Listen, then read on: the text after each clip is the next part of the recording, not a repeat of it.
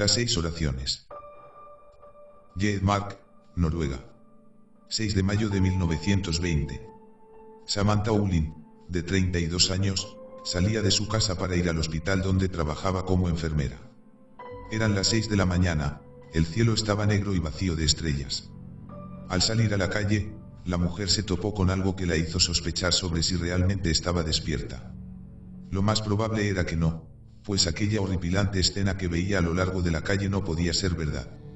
Samantha quiso gritar, pero el grito quedó atorado en su garganta, se desplomó en el umbral con el brazo izquierdo entumecido. Sus ojos, abiertos y espantados, irradiaban el horror de lo que habían visto. Sobre la calle adoquinada, de esquina a esquina, 12 niños colgaban ahorcados de los faroles con sogas que los mantenían suspendidos a 1,5 metros del suelo.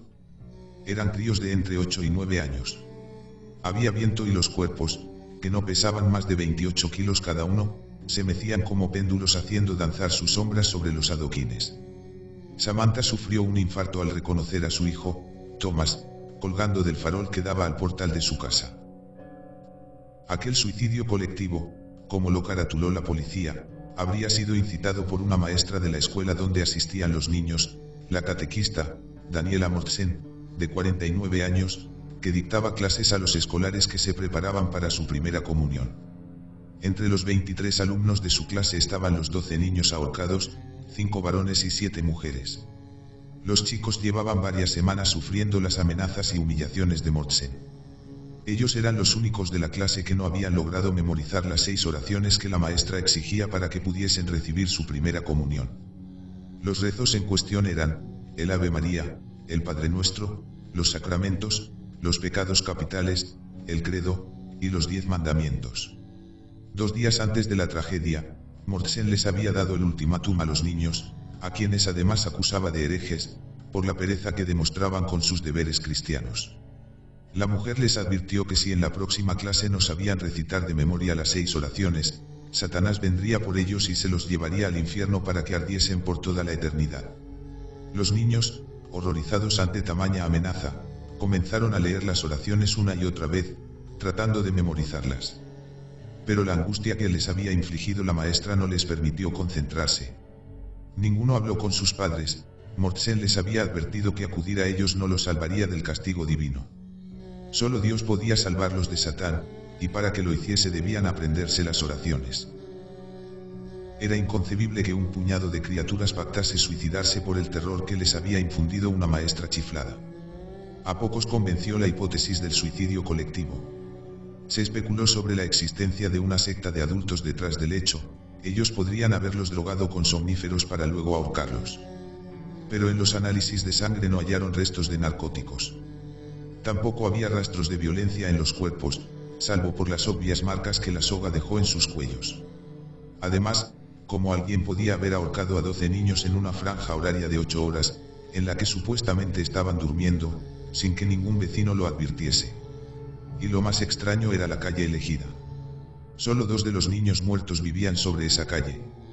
Los demás estaban repartidos en diferentes áreas del municipio de Asnes, algunos a varios kilómetros uno del otro. Entonces, ¿por qué eligieron ese sitio? La respuesta no tardó en llegar. La calle donde se ubicaba la residencia de la familia Ullin era la única que tenía plataformas de hormigón junto a los faroles.